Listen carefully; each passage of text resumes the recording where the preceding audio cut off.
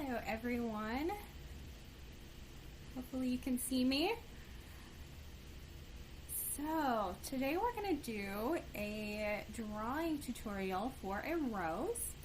And I've got just a few supplies with me. I've got a pencil. I've got just a regular marker. Any marker will do. And then a regular pen. Any pen will work. Any color will work. And then we've got some paper as well. So I'll give you a minute to get those supplies. Pen, marker, pencil. If you have one of these, that's fine. We'll make it work. We'll have some different options for you. If you have all three of them and you want to try out some different techniques, then go ahead and grab all three. And while we wait, I will just tell you a little bit about my setup today. So I've got my sketchbook here. You can use just any old paper. And then I've actually propped it up with a book. We're pretty low tech here. And I thought some flowers might brighten your day a bit. So we'll go ahead and get started. So I've got my pencil. And we're just going to start out with drawing a basic rose shape outline. So it's a very simple technique. So we're going to just start with a small oval. And I'll do my rose a little bit bigger so that you guys can see it, but feel free to draw it as big or as small as you want. Totally up to you. So once you've got your little oval, we're going to draw a little curvy line in the middle of it. You could do a straight line, a little slight curvy line, however you want. There's a lot of freedom here. It's a lot of options. So after we have the center of our rose, we're going to start adding petals around it. And it sounds intimidating, but it's going to be really easy.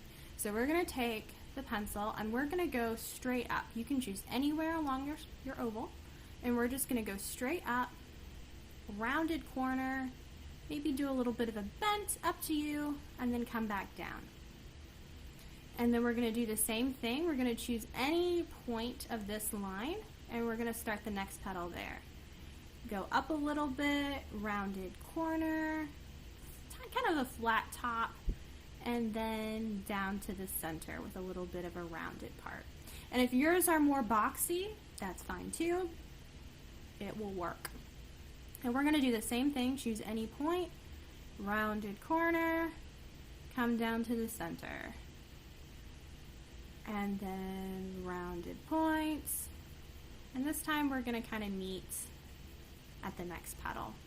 So it doesn't look like much now, but as we add more petals, it'll start to look like a rose. So we're going to just keep doing that. We're going to choose a point at the top part of one of our petals. So we'll choose kind of halfway, and we're going to go up, across, round, and down. And then we're going to do what we did before. We're going to choose a point halfway or so, go up, round, kind of flat edge, and then down. And if you make mistakes, you could either erase them, or if you're using a pen, just keep going. When we do the shading, it'll be a lot harder to see those mistakes. That's kind of my motto, is once you do the shading, it'll look better. And then we're just going to keep doing that all the way around, and just keep going. And as you notice, my petals are starting to not have the same kind of formula, like this one's just a rounded curve. That's fine. Nature isn't perfect. Nature doesn't follow a formula. It does what it wants. So we're just going to kind of do what we want. And as we go, our petals are going to get bigger, because that's how it is with a rose. And we're just going to keep going, get a little bit bigger, keep going, keep going. And now we've kind of got this weird gap here. So we're just going to add kind of a smaller petal behind it. And now our weird gap is filled. So we could either keep adding more and more petals to this and fill up the entire page, which is totally an option for you if you're interested in that.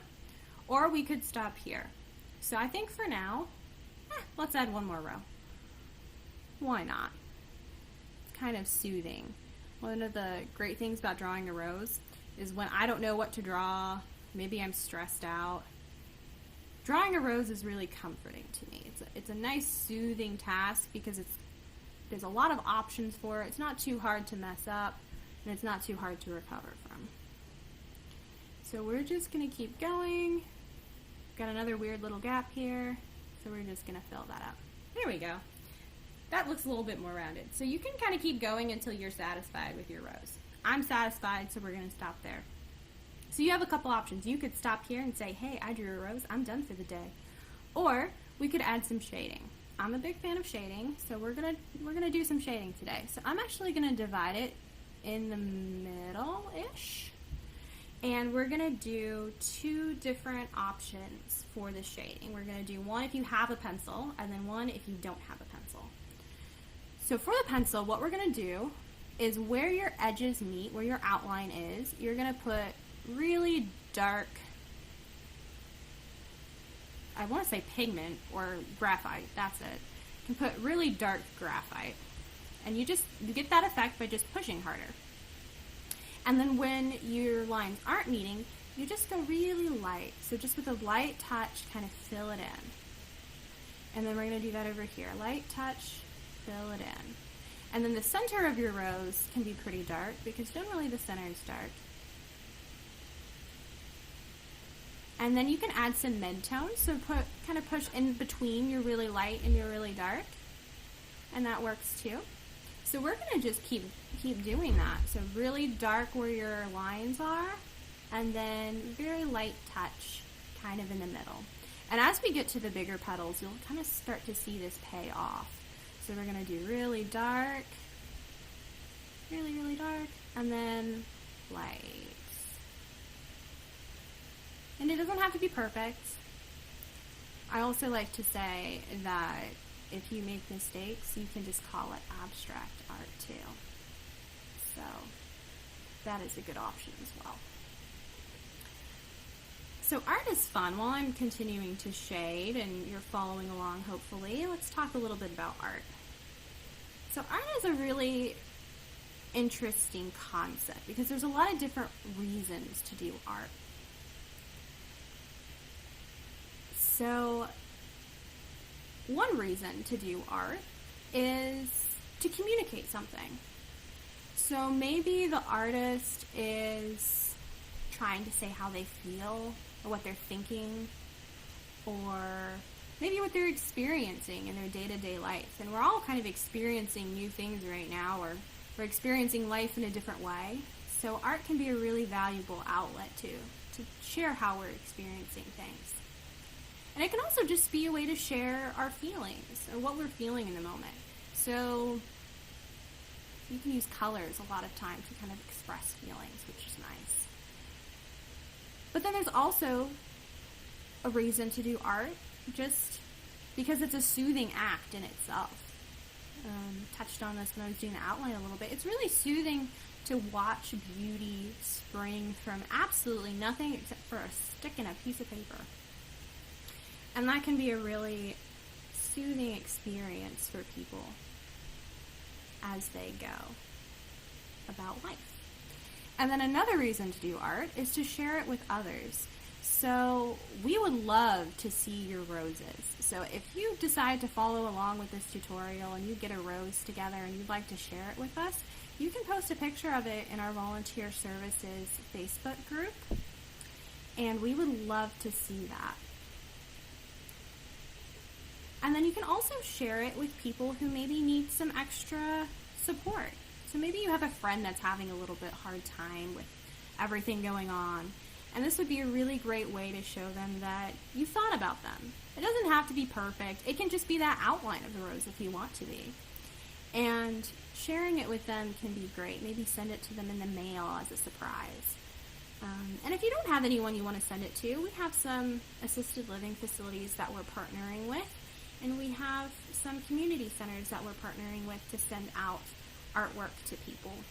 And so if you want to send it out to someone, you can definitely do that through us, and I would be happy to get you connected.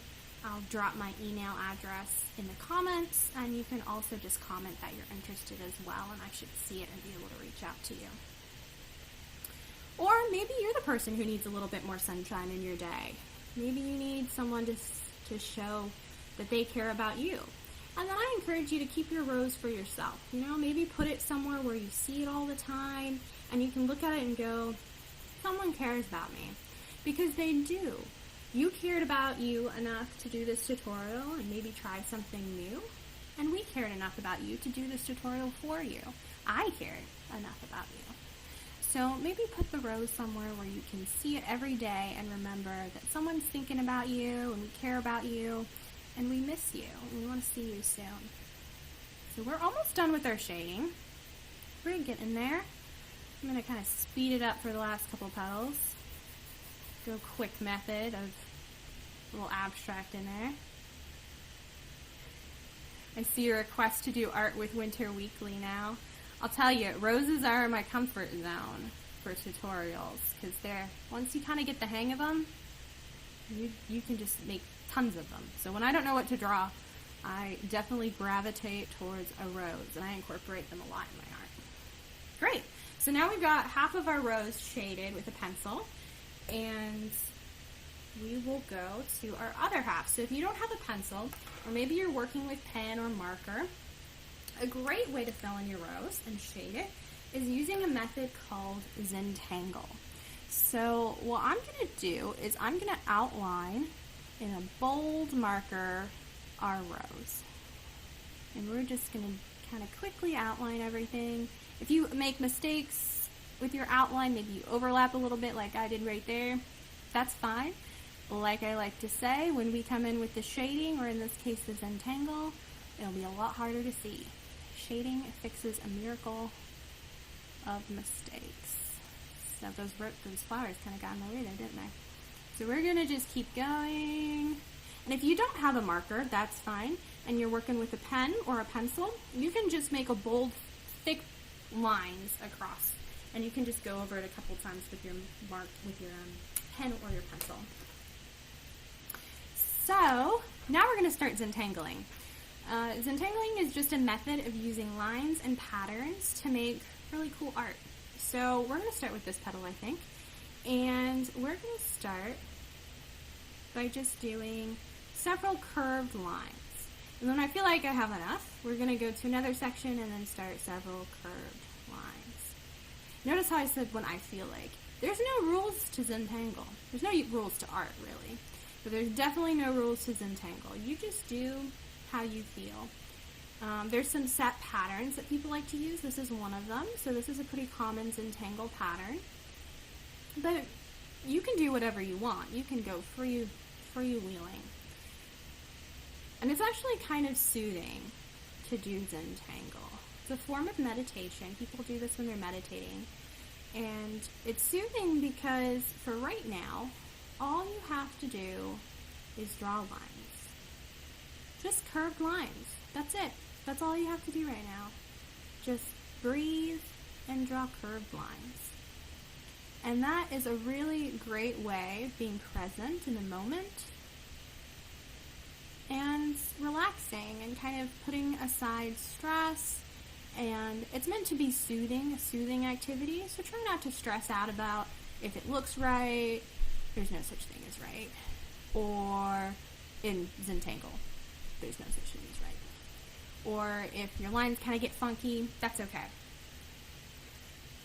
Alright, so we're going to keep going. So we've got one petal done. And we're going to try another petal. So let's see what kind of pattern we want to do in the next petal.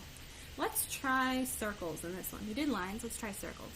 So we're going to just draw some big circles. And we're just going to layer them up. And notice my circles are not perfect. They're kind of squished here and there. And that's okay. We've got some overlapping and some gaps in there. It's not about making it perfect or making a great pattern. It's just about relaxing and being in the moment. And kind of seeing where the pen takes you. So we've got circles. Maybe we could add kind of some lines at the bottom of the circles, like little half moons. And that kind of gives a cool effect. It gives it a little bit of pizzazz than just regular circles. The regular circles are good too. You could do circles within circles. You could do dots within circles. You could do dots behind circles. You could go crazy and throw some triangles in there. Totally up to you. Alright, so let's move on to the next petal. Let's try some straight lines. So I'm going to do another pretty common Zentangle pattern of 3 horizontal lines, and then we're going to do 3 vertical lines. And then we're going to do 3 horizontal lines, and then 3 vertical lines. And then 3 little tiny vertical lines, 3 horizontal lines, 3 vertical. We're just going to keep doing it, and as you notice, it's very calming. You end up kind of just doing lines, and that's what it's about. It's about being calm, and it gives this really neat effect. So you can already see that the 2 types of roses are very different styles, and that's really cool to see. So let's keep going.